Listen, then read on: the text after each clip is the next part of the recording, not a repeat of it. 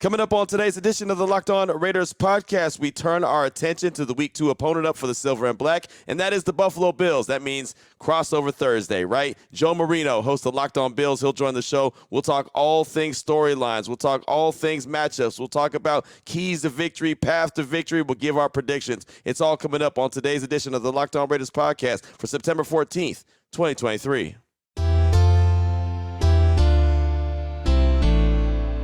Just win. Just win. Just win.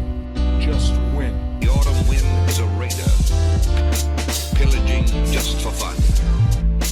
He'll knock you round and upside down and laugh when he's conquered and won. And won. And won. And won. And won. And welcome in, Raider Nation, to another edition of the Locked On Raiders podcast. Thank you so much for making the show your first listen of the day. Make sure you subscribe or follow for free on YouTube or wherever you get your podcast to get the latest edition of the show as soon as it becomes available. And, of course, as always, if you're checking us out on YouTube, thank you so much. Really appreciate the support of the show. Raider Nation has been fantastic. Another year of record-breaking numbers. I mean, it's incredible. Just on the podcast downloads, just the regular audio version of it, and now on the YouTube downloads and YouTube views, or what I should say. It's been incredible. And the only reason we have YouTube views is because of my man Ari. He's been doing a fantastic job each and every day. You can check him out on Twitter at Ari Produces. You can hit me up on Twitter as well at your boy Q254. And we got the Locked On Raider podcast voicemail line at 707-654-4693. We won't have any calls or texts on today's show. Again, it's a crossover Thursday, so we got 3 segments, myself and Joe Marino talking all things Bills and talking all things Raiders. And we'll get to that in a hot minute. I do want to get into a few news and notes here in segment number 1 before we do get into the crossover edition. And before we do any of that, I want to let you know that today's edition of the Locked On Raiders podcast crossover edition is brought to you by PrizePicks,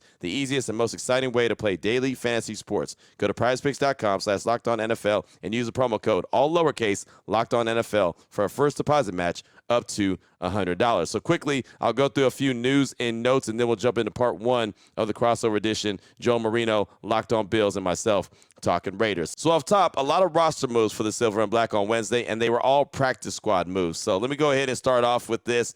They signed tackle Sebastian Gutierrez to the practice squad, and they signed cornerback Troy Pride Jr. to the practice squad. Well, why did they do that? Well, because they lost a couple players off the practice squad. Cornerback Sam Webb, he went to the Carolina Panthers, and offensive lineman McClendon Curtis went to the Seahawks. That's kind of a big deal, and the Seahawks have been paying attention to the Raiders roster. Remember when the Raiders waived Drake Thomas, the linebacker?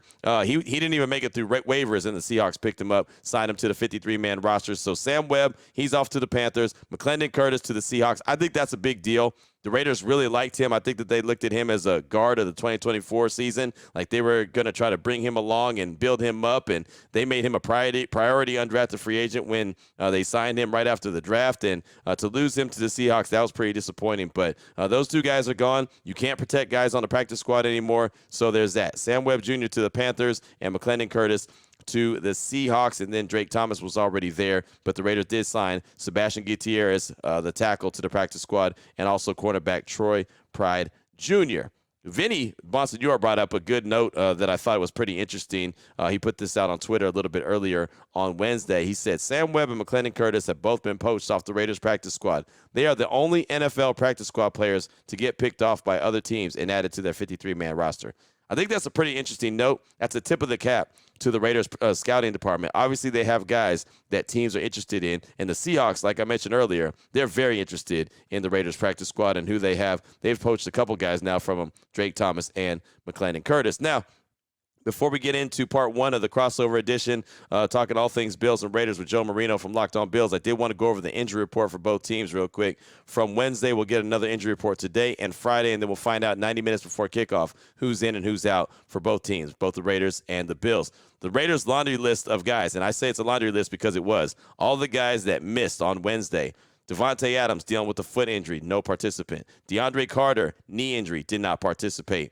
Chandler Jones, personal, did not participate. Jacoby Myers, concussion, did not participate. Trayvon Merrick, thumb, did not participate. All those guys were out. Chandler Jones is the only one that I expected to be out. Don't expect to see him suit up for the Silver and Black ever again. But again, that's that's to be determined at some other time. There was no update on what's going on with Chandler from head coach Josh McDaniels when he met with the media. So we just got to leave it at that. And sooner rather than later, I'm sure something will shake out. But Devontae, not a participant. DeAndre Carter, not a participant. Jacoby Myers, not a participant. Trayvon Merrick.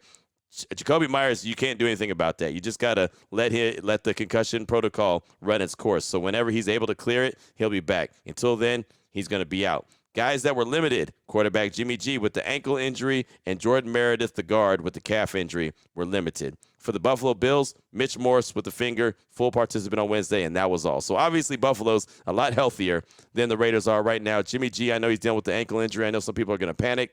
He got rolled up on in that Denver game. I think everyone saw it. It was pretty early in the game. He muscled through it. I'm sure that there'll be no problem. Again, he was limited on Wednesday, so I'm pretty comfortable that he'll be there. Devontae Adams, I'm pretty comfortable he'll be there as well, as he met with the media on Wednesday. Normally, if you're really banged up and you're going to miss, those guys aren't made available to the media, so I'm pretty comfortable that they'll be out there. Trayvon Merrick is the one I'm looking at that probably won't go as far as I'm concerned, but that's just because he has a club on his hand right now. So depending on the severity of it, I can see him not going on Sunday, but that's really the only guy on that list that I think probably won't go. And, of course, Jacoby Myers has to clear the concussion protocol. So that's all I got for you for little news and notes. Wanted to go over the roster moves and, of course, the injury report for Wednesday. Now let's go ahead and jump into part one of the crossover edition.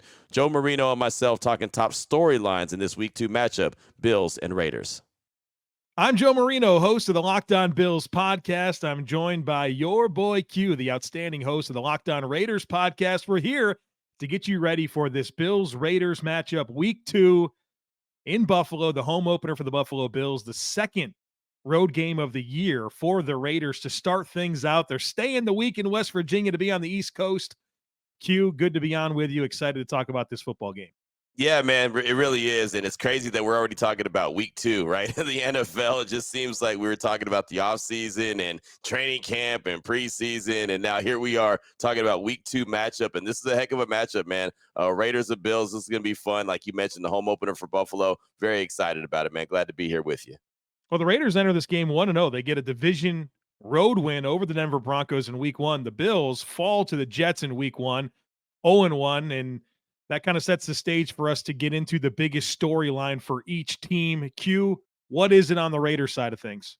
Well, I think it's cleaning up what they did not so well in Denver in Week 1 and kind of build on it.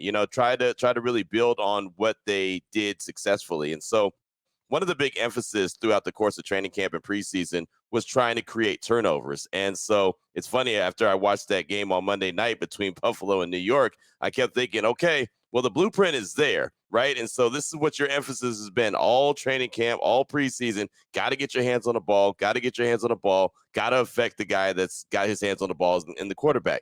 Okay, well, on Monday, you saw that worked for the Jets, but the Jets have an outstanding defense. The Raiders do not. So, okay, where do they stand, right? So I feel like the biggest storyline going into this game, can the Raiders actually practice what they've preached all offseason in training camp, which is go and get the ball? Josh Allen clearly will put the ball in harm's way, give you an opportunity, but you've got to be good enough to go make the play.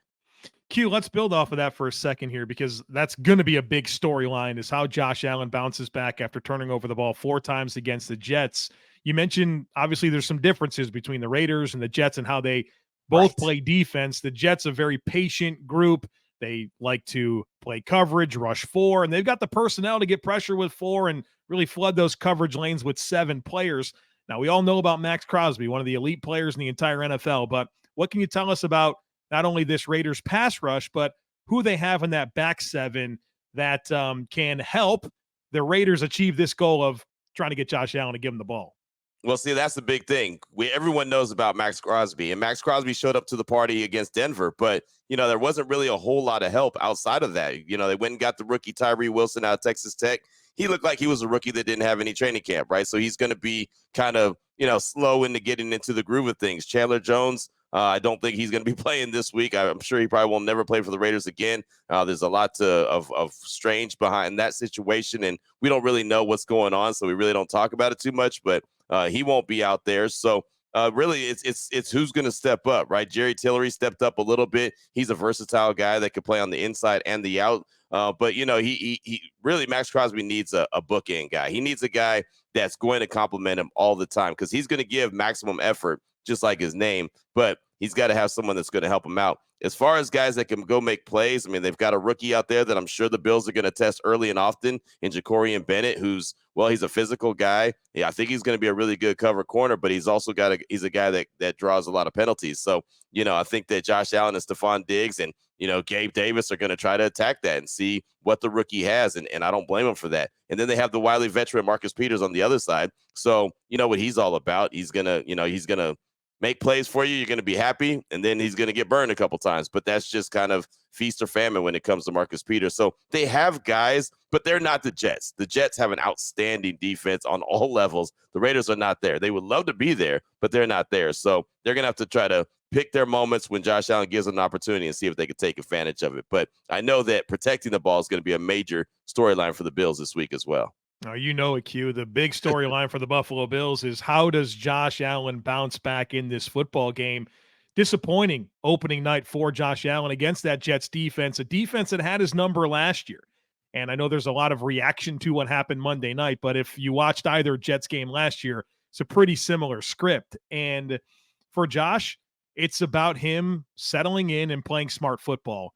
We all saw a very immature quarterback on Monday Night Football, and Josh is typically great on primetime. Going into that game, 107 passer rating on primetime, that's the best in NFL history. It was just a really unique circumstance against that Jets team. Week one, Josh wanting to put on a show, and he just didn't play smart ball. And how does he correct that going into week two? And obviously the big storyline with Josh was the 4 egregious turnovers. Right. When you watch the tape, it's worse than that. It was watching the progressions and the throws that he chose not to make, right? The turn downs where his eyes were, not really trusting the pocket and escaping clean pockets and running into some pressure.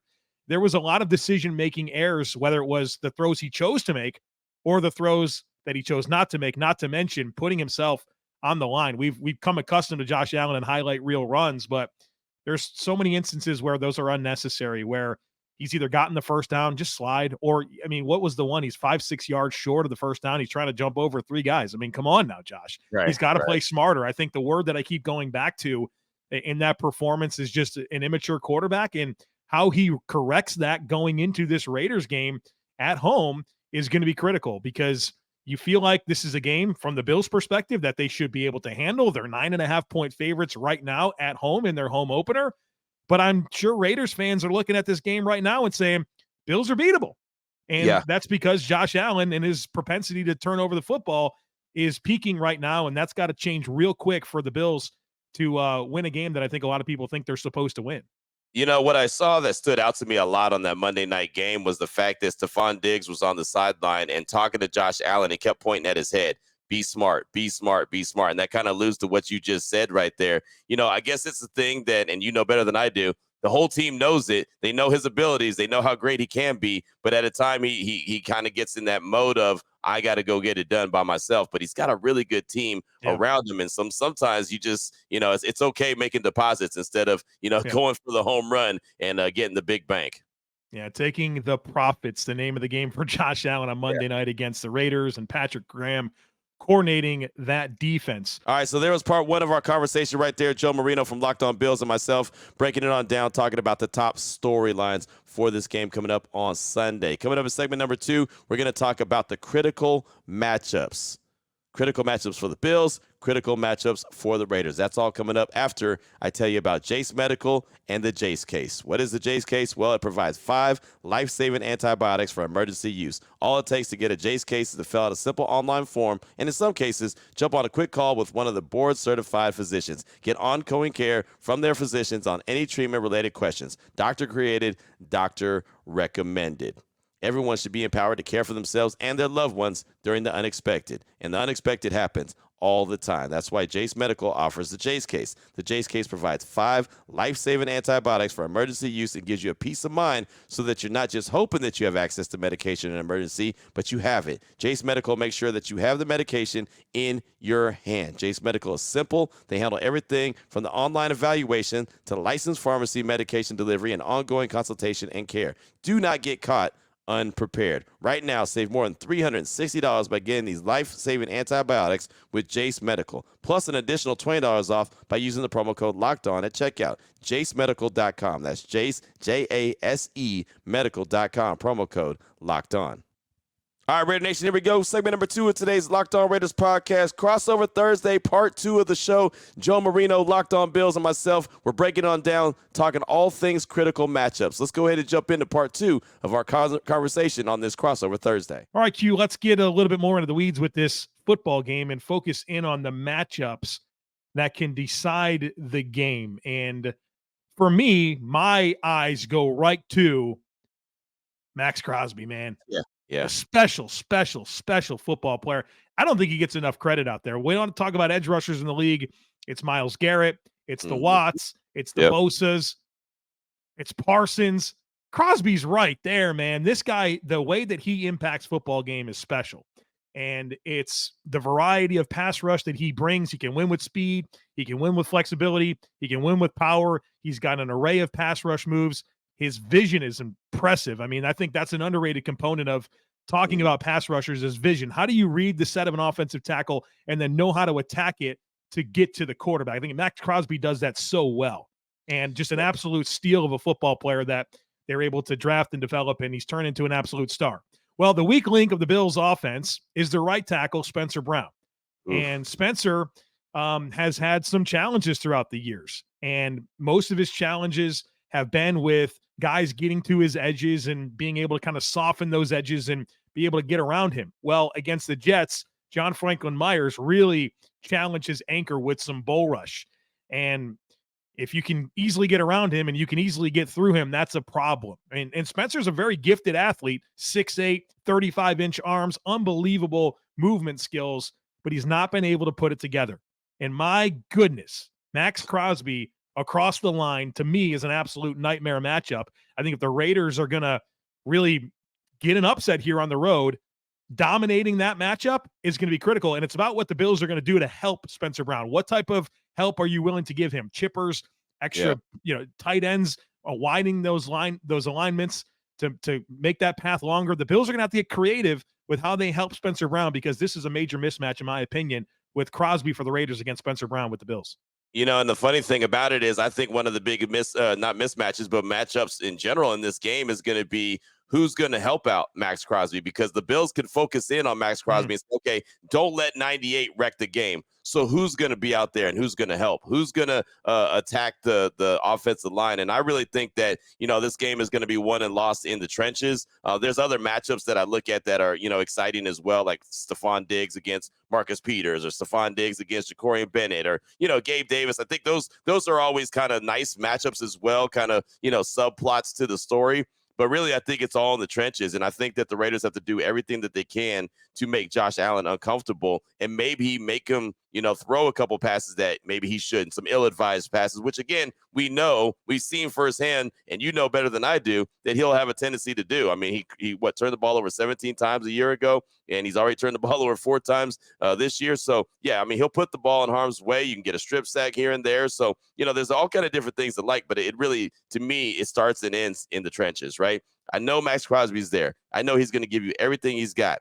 Who else is going to step up? How are they going to attack that Bills offensive line? And how are the Bills going to, slow that pass rush down to Max Crosby? I think that the biggest matchup definitely has to be in the trenches. Can the Bills out-physical the Raiders? Can the Raiders out-physical the Bills? I mean, to me, it's all going to be won and lost right there in the trenches. Q, who's the call-out players for you on that D-line? I mean, I'm certainly familiar with Tyree Wilson and Bilal Nichols and Jerry Tillery. Obviously, Chandler Jones, the weirdest story in the NFL right now that nobody knows how to discuss. It's just extremely strange.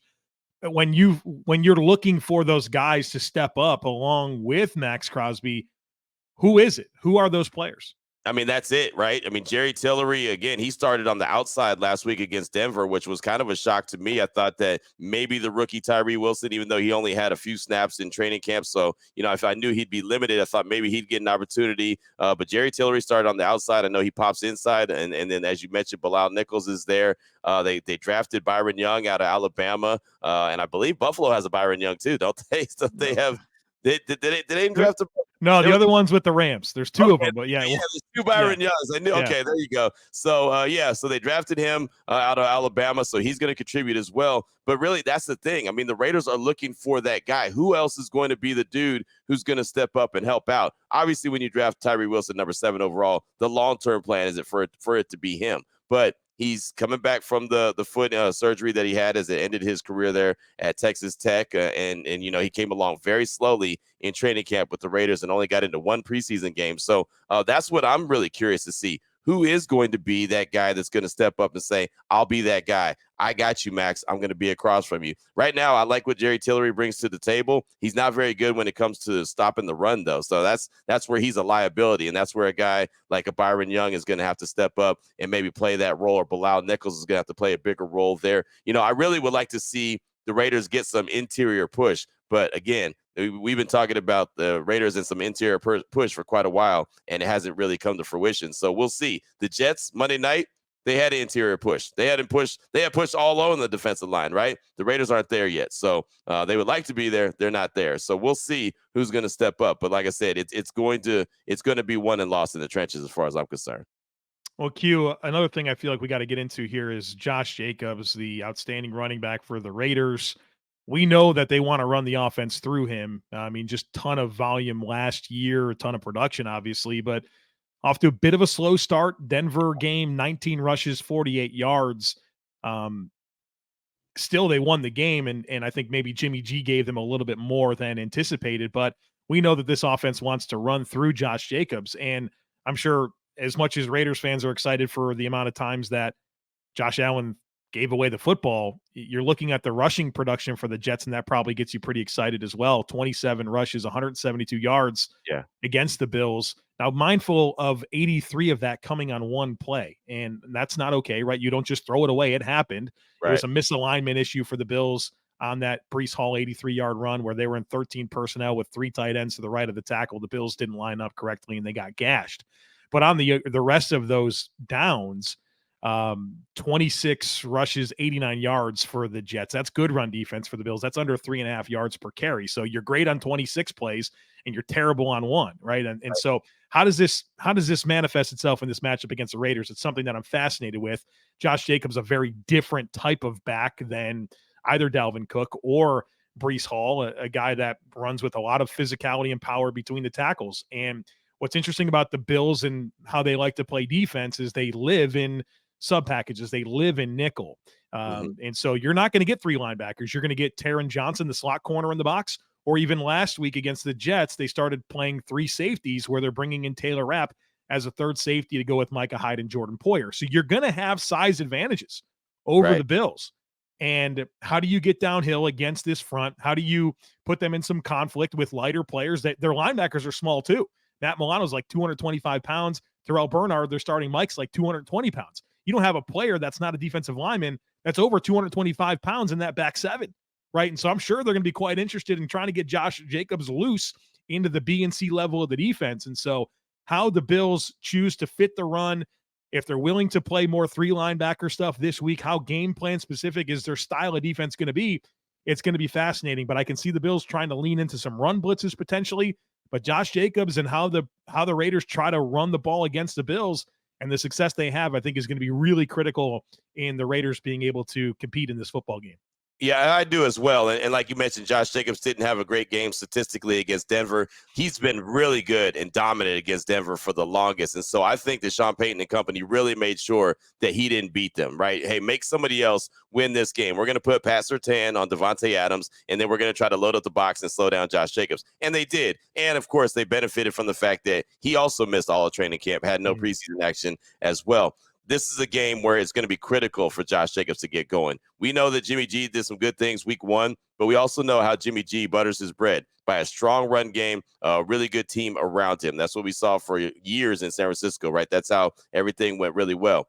Well, we know Josh Jacobs is the engine that makes this Raiders offense go. So they're going to try to get him the rock. They're going to try to get him going and get him playing at a higher level than he did in week 1. I'm sure he'll have a little bit more of his legs underneath him. But yeah, they're definitely going to try to run block, get downhill, and let Josh Jacobs do that. And he's really good at making guys miss, in the hole when it looks like, okay, he should be stopped for a 1-yard gain or even a 1-yard loss. All of a sudden, he's 5 yards up the field, right? So he's really good at doing that. I think that there's going to be a big-time effort to get him involved, and then that'll loosen up everything else as far as Devontae Adams goes. Jacoby Myers is in the concussion protocol, so I'm pretty doubtful that he's going to play, but we don't know as of yet. Things could change quick, fast, and hurry. But Hunter Renfrow wasn't very much involved in week 1's game, only had 13 snaps, so Jacoby Myers doesn't go. Expect a heavier workload from Hunter Renfrow, but it starts and ends, I think, with with Josh Jacobs. And again, it goes back to what I was talking about, the trenches, right? I mean, the trenches are going to really determine how this game goes offensively and defensively.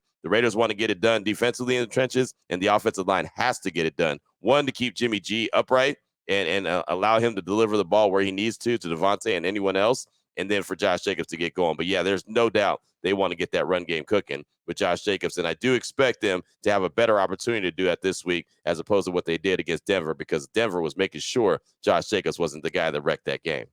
All right, folks, in just a moment here, we're going to talk about the path to victory for each side. We're going to make a prediction, and I want to ask Q about Jimmy G. This is a new spot for Jimmy G. I want to get your thoughts on what you've learned about him so far. So there you go. Part 2 of the conversation right there. Part 2 of the crossover edition. Joe Marino and myself talking about the critical matchups in this Bills-Raiders game coming up on Sunday. In segment number 3, prediction time, path to victory. I love the path to victory, hate the predictions, but we're going to do it anyway because that's what we do. That'll be part 3 of the crossover edition. It'll come up after I tell you about the title sponsor of today's show, which is PrizePicks. And I'm sure you're asking, what is PrizePicks? It is the largest independently owned daily fantasy sports platform in North America. They are the easiest and most exciting way to play DFS. It's just you against the numbers. It's not you against a bunch of different players. No, it's just you against the projections. It's that simple. You pick more or less than the 2 to 6 player stat projections, and you watch the winnings roll in. It's just that simple. PrizePicks is really simple to play. You can make picks and submit your entry in less than 60 seconds. And always, especially for me, time is what matters. I want to get everything done quick, fast, and in a hurry. And what I've heard most people say is PrizePicks is the most fun they've had, winning up to 25 times the money this football season. All you got to do is select 2 or more players, pick more or less on their projected stats, and place your entry. Again, just that simple. Go to prizepicks.com/LockedOnNFL. Use the code LockedOnNFL for a first deposit match up to $100. Again, prizepicks.com/LockedOnNFL. Use the promo code LockedOnNFL for a first deposit match up to $100. PrizePicks, daily fantasy sports made easy. Here we go, Raider Nation. Segment number 3 of today's Locked On Raiders podcast, the crossover edition. Joe Marino and myself talking all things Bills and Raiders. And I hate this part of the show. Not because, I hate doing the show. I just hate this part. I hate the predictions, right? Especially on a crossover Thursday. I like to really get all the information and break down my prediction, kind of keys to victory. I like to do it on Friday. But sometimes on these crossover editions, the other host wants to do predictions on the game, the outcome of the game, unless I feel really strong. Like last week, I felt great about the Denver game, so I thought, hey, they're going to win. But this one, I'm kind of on the fence with, but still got to make a decision. So path to victory, predictions, that's what we're going to do here in segment number 3. So let's go ahead and jump into it. Part 3 of the crossover edition, Bills and Raiders. All right, Q, we're going to talk about the path to victory, make some predictions, but I want to get some thoughts from you on Jimmy G. One game so far as a Raider. What's the vibe? It feels like some of the messaging from his teammates is really positive coming out of that win. What have you seen? What's the forecast here with Jimmy G in Vegas? It's funny, man. I'm glad you asked this question because when the Raiders signed Jimmy G and it was talked about that they were going to sign him, all I kept thinking was like, are you serious? Right? I mean, it's Jimmy G. He's injury prone. Okay, you're going to have some pretty boy. That's everyone. That's all everyone knows about him. And so I'm thinking, all right, I know he's won a lot of games, but that's probably because 49ers defense was great. They have a great run game. What is this guy really going to bring to the table? I'll tell you, man, I have been pleasantly, surprised, and I have no problem with being wrong, right? I mean, this dude is just one of the guys. You can see that every player enjoys being around him. Josh Jacobs said after the game last week that, I know he didn't have a good game statistically, but he had a key block at the end to really spring Jimmy for that 8-yard run to get a first down and really win the game against Denver. And he said after the game, Jimmy makes me want to block harder. Like, that's my guy. I want to go out there and fight for him. Devontae wants to fight for him, right? Max Crosby. I'm glad that that's my quarterback. I mean, one of even the center, Andre James, we asked him one day in a media session, what can you tell us about Jimmy G? He's like, he's just one of the dudes. He's just one of the guys, right? He's just cool Jimmy, right? And so the guy doesn't get too high or low. He throws an interception in the end zone. Can't have that. Doesn't worry about it. Goes to the sideline. My bad, fellas. I'll get it back. No sweat. He's not panicking. He's not hitting hitting the whatever, just like the I don't know. He's not getting nervous. He's not anything. Just it's funny, man. He's just like chill. And sometimes you almost look at a guy like that and you think that, oh, this dude doesn't care. He really cares, but he just doesn't get too high or low in the moment. So I really enjoyed the time getting to kind of cover Jimmy G and get to see who he is. But clearly, man, the team really does like this guy.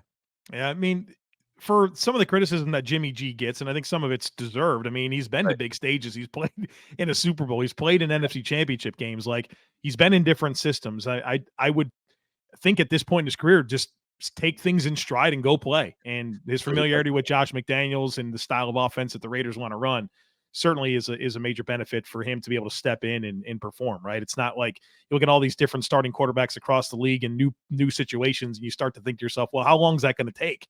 Well, Right. Not much with Jimmy G being able to acclimate himself to McDaniels in the Raiders. All right, let's get into what's the path. What's the path for these teams to win the football game? Q, I'll start here. Josh Allen taking care of the football. I mean, I think it just comes down to that. I love football. I love getting into the weeds with it, studying it, talking about it. Sometimes it's pretty simple, man. Take care of the football. You're at home. You're a 9.5-point favorite as we speak right now. You got a talented roster. I think you can outmatch the Raiders in a lot of different ways.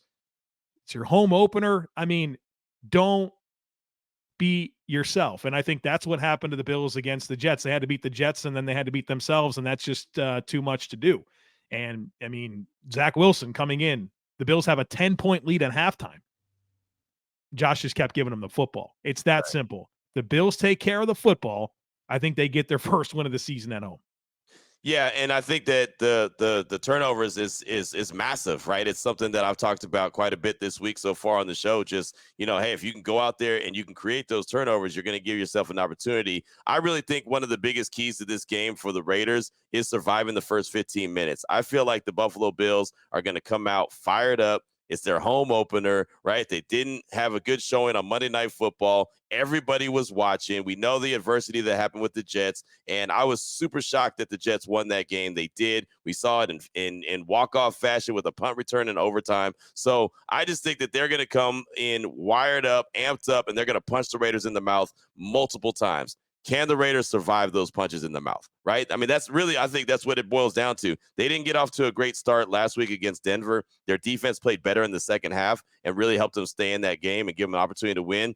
But Buffalo is not Denver. Buffalo could score quick, fast, in a hurry. They have playmakers on all levels. I mean, and Josh Allen is a damn good quarterback. I think he's going to go out there with a purpose. I think he's going to go out there and want to prove that, hey, that was a fluke, not something that happens all the time on Monday Night Football, and really give it to the Raiders. So, it's about surviving those first 15 minutes, playing your keys. You got to play smart football. Oh, by the way, the Raiders had 10 penalties for 96 yards against Denver.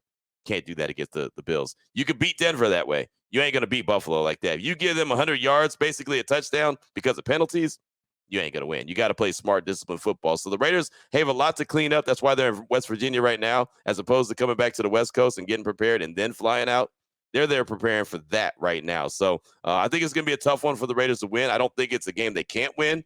But as you mentioned, 9.5-point underdogs right now. Everyone's looking at Buffalo to have a bounce-back game. I think that they're going to have a bounce-back game as well. I think the Raiders have a puncher's chance, but they've got to play just about a clean game, start to finish, to come away with a W. It's an interesting foil because I hear you on the Bills coming out aggressive and trying to land some haymakers. But after you saw what Josh Allen did, is there some apprehensiveness about that, right? Do you just want to just play normal football? It's going to be interesting to see how that all unfolds. It is time to make some predictions here. Q, I got this as a 30-17 win for the Buffalo Bills. Since 2020, the Bills are 9-3 coming off of a loss. That's a 75% winning percentage. That's second only to the Kansas City Chiefs over that span. Oh, by the way, they have the largest average margin of victory coming off of a loss with an average win of 10.9 points, nearly 11-point win coming off of losses. I think you're going to see a hungry Bills team that's eager to put Monday Night Football behind them, get this season on track. It's the home opener. A team in Vegas that was in Denver, that's in West Virginia. I'm sure they're ready to get back home. I think the Bills take care of business and actually cover that spread on Sunday afternoon. Now, I don't think that they're going to cover the spread. I feel like 9.5 points is so much, right? It is. The minute I say that, right? The minute I say that, all of a sudden we'll see some blowout, right? But, it just, to me, I always get so nervous when it comes to like an NFL game and it's almost double digits. And I always look at college games and say, okay, if it's a 15 or 20-point spread, I get nervous there. But in the NFL, 9.5 points, man, that's tough, right? That's a tough cover. So I don't think Buffalo covers. I think the Raiders will find a way to really keep it close. I think they give themselves a chance at the end. I just feel like, man, Buffalo's going to find a way to win. I think they want to get that taste out of their mouth from, what happened on Monday night. And that's just a tough environment. I mean, you know it better than I do, but Monday Night Football, losing that one against the Jets and then having to have their home opener, and then you got to go into the belly of the beast and face that. I just feel like that's a lot to overcome, and I don't know if the Raiders are there yet. I think that they're building a team that could probably hold up to that and survive that and even win those games. I just don't know if they're there yet. I know Max Crosby's there. I don't know who's across from him yet, right? So that's the biggest key for me. I think that the Raiders are good, though, in this position that at least they're playing Buffalo in week 2 and not week 17 when the weather could be completely crazy, right? And the Raiders don't want anything to do with that. So I think the Raiders lose this game by 3 or 4 points. I think they, that if you want to if you're looking at the betting aspect of it, yeah, go ahead and take the Raiders, take the points. But I think Buffalo finds a way to get the first win of the season, and the Raiders keep it close and get back to Vegas, get ready for their home opener against the Steelers. Well, both Q and I predict the Bills win. I'm a little bit more on the convincing win. Q thinks it can be close towards the end, but obviously a game everyone's looking forward to on Sunday. Maybe they can steal it, right? What do they say? I am not dismissing the possibility of a Raiders win. I promise you that. It's the NFL. It's the NFL. Yes, I respect every opponent. But we'll see how it all goes. Folks, make sure that you keep it locked in on Locked On Raiders and Locked On Bills. We have plenty more coverage to get everyone ready for this game on Sunday. As always, we would love it if you took a second to rate, review, share, and subscribe to the podcast. Have a great rest of your day, and we look forward to catching up with you again tomorrow. So there it is right there. Look, off top, the Bills are 9.5-point favorites. That's a lot of points in the NFL. You heard me talk about keeping the game close. I think the Raiders are going to keep the game very close, and I would not be shocked at all if they steal this victory at the end. But I'm just, for the sake of this conversation, and I reserve the right to change my mind, for the sake of this conversation right now, I'm going to go ahead and say that the Bills are going to win it, but I think that they're going to definitely keep it close. I think that, if you're looking at just the point spread, you take the Raiders, take the points. 9.5 points is a whole lot, especially when Josh Allen could turn the ball over, and that's something that was not just a fluke on Monday. It's something that he's done quite a bit last year and already early this year. But that's all right. Don't worry about it. That's okay, man. We'll be back on Friday. I'll break down the keys to victory. Maybe by then I'll switch my opinion. Maybe something will happen, and all of a sudden I have some kind of bright idea of why I think that the Raiders win the game. But just trying to keep myself even-keeled and level-headed, and just feels like a recipe for not a Raiders victory just because it's the home opener for the Bills, and they're coming off that tough loss to the Jets on Monday Night Football. But again, we'll get into all that conversation tomorrow as we close out the week really strong, head into the weekend, and get ready for the game and see what happens, right? That's just as simple as that. You'll see what happens sooner rather than later. So we'll be back tomorrow, Raider Nation. We'll have news and notes, we'll have calls and texts, and we'll have keys to victory, all as we close out the week here on the Locked On Raiders podcast. Until then, take care of yourself, take care of your family, love on your family. Most importantly, as always, just win, baby.